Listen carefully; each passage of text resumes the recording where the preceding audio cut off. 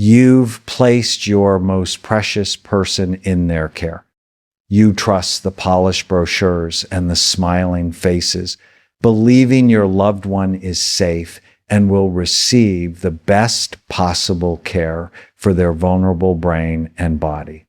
But I have to tell you, what you see on the surface is not always the whole story. And what worries me as a physician is that behind the scenes, there are systemic problems in the nursing home, industry dark secrets that can have devastating consequences for the people we love. These aren't just isolated incidents. They're widespread issues that can lead to physical harm and brain-damaging stress. What you are about to hear is difficult, but it's critical. We're going to pull back the curtain on 7 of these secrets. This information could protect your family from financial ruin, and it could save your loved one's life. The first secret is one that just breaks my brain. The shocking scale of abuse happening behind closed doors. This isn't about a few bad apples. It's a systemic crisis. According to the World Health Organization, an astonishing 2 in 3 staff members in institutional settings have admitted to committing some form of abuse. Let that sink in. The very people entrusted with care are admitting to acts that cause harm. Physical abuse is heartbreakingly common, leading to bruises, broken bones, and a constant state of fear. What's even more insidious is psychological abuse. Imagine your mother or grandfather, someone with an aging, vulnerable brain being yelled at, insulted, or intentionally ignored. The chronic stress from that kind of treatment releases cortisol, a hormone that is toxic to the brain, damaging memory centers and worsening anxiety and depression. It's a silent epidemic that crushes the spirit and directly harms the brain. And it's happening in facilities all across the country. You'll often hear that staffing shortages are just a sign of a tough labor market. But let's be very clear. For many for-profit nursing homes, chronic understaffing is a calculated business decision to maximize profits. It's a feature, not a bug. When there aren't enough qualified staff, the promises of quality care become impossible. While it's a complex issue, a recent survey from the American Healthcare Association showed that 66% of nursing homes are concerned they may have to close due to workforce challenges. This isn't just an inconvenience, it's dangerous. A single certified nursing assistant, CNA, might be responsible for more than a dozen residents, each with complex needs. What does this actually look like? It looks like call bells going unanswered while a loved one lies in a soiled bed, leading to humiliation and infections. It means residents aren't helped to eat or drink, leading to malnutrition and dehydration, both of which are disastrous for the brain. It means missed medications, a higher risk of falls, and agonizing bed sores that can become infected. This isn't just poor service, it's a business model that creates a brain-damaging environment for residents. The third secret is that for some, your loved one isn't a patient. They are a profit center. Financial exploitation is a quiet crime that costs seniors billions. The FBI reported that in 2023, adults over 60 lost a staggering $3.4 billion to fraud, an 11% increase from the prior year. How does this happen in a care facility? It can be as simple as staff stealing cash or jewelry. More often, it's sophisticated manipulation coercing a resident to change a will, forging checks, or using their credit cards. Facilities themselves can even be the source of the problem, billing for services never rendered or overcharging for basic supplies. Residents with cognitive impairments like dementia have the most vulnerable brains and are therefore the easiest targets. They may not understand what is happening or be able to report it.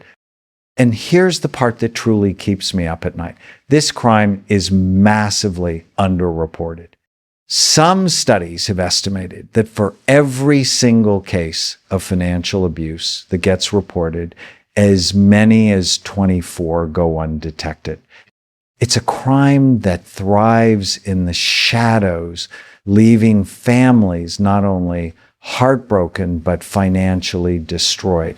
I know this is hard to hear, but knowledge is power. And knowing the truth is the first step to protecting the people you care about. If you are finding this information valuable, please subscribe for more brain healthy content. And if you have a story, please consider sharing it in the comments. Your experience could be the wake-up call that helps another family.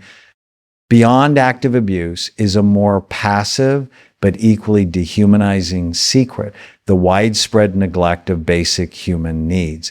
This is the failure to provide the fundamental care required for a person to live with dignity. According to the National Center for Elder Abuse, while 44% of residents reported they had been abused, a staggering 95% said they had either been neglected themselves or had seen another resident neglected. This is the grim reality of the understaffing we just talked about. When staff are overwhelmed, basic hygiene is often the first thing to go. Residents may be left in soiled clothing for hours, leading not just to humiliation, but also to painful infections. Unsanitary conditions can become the norm, creating a breeding ground for illness.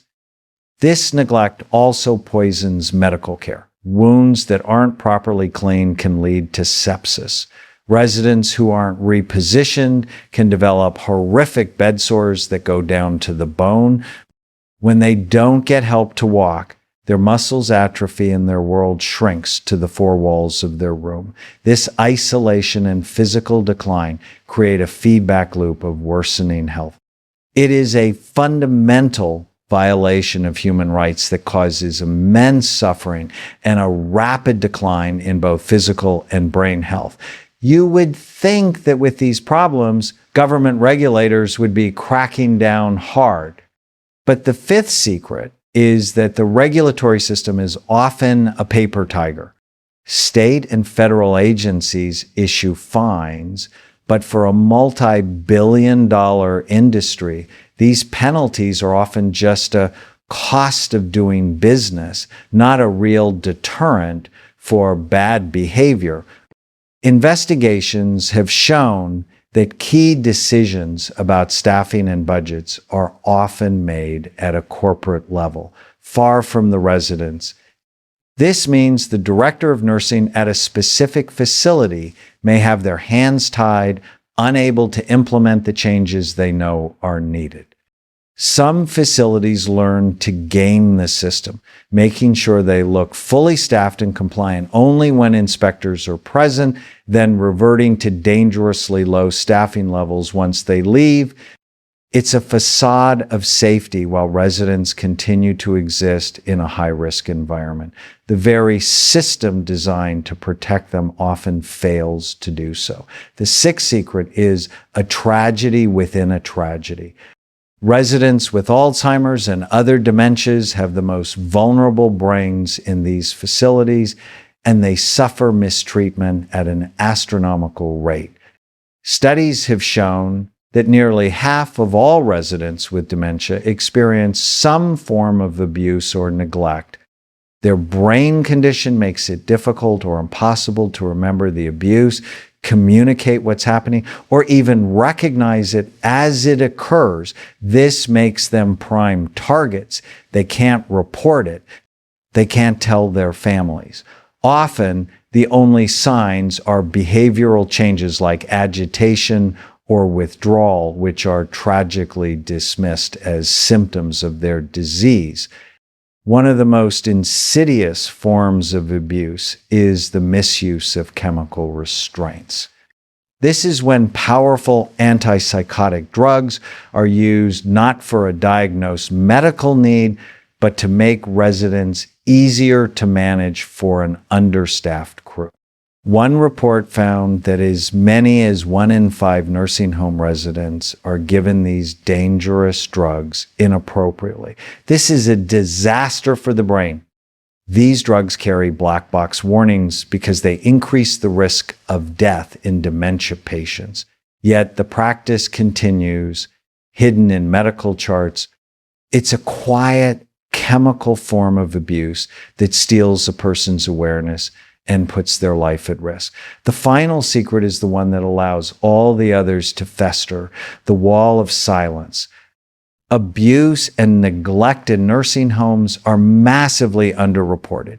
It's estimated that for every 1 case of abuse that is brought to the authorities, as many as 24 other cases are never reported at all.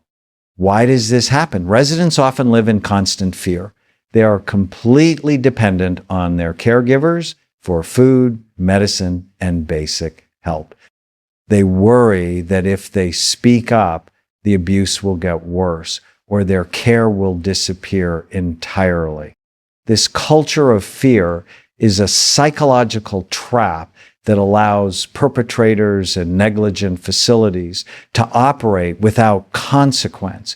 Breaking this wall of silence is the most important step toward creating real change.